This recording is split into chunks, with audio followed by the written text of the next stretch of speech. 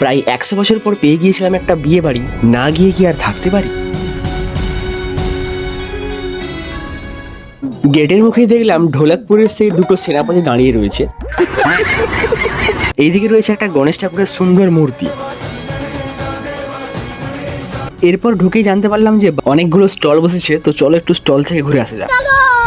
প্রথম স্টলেই ছিল ফুচকা, সেই সঙ্গে ছিল ক্রিস্পি কর্ন, চিকেন রেশমি কাবাব, কফি, সেই সঙ্গে ছিল মকটেল, এমনকি আইসক্রিমের স্টলও ছিল। আসলে এটা ছিল একটা বউ ভাতের অনুষ্ঠান, আর এটা ছিল আমাদের গ্রামেরই একটা দাদা। পাশে একটা ছোট্ট অনুষ্ঠান হচ্ছিল, সেই সঙ্গে পেছনের পর্দাতে দেখা ছিল প্রি ওয়েডিং শ্যুটটা।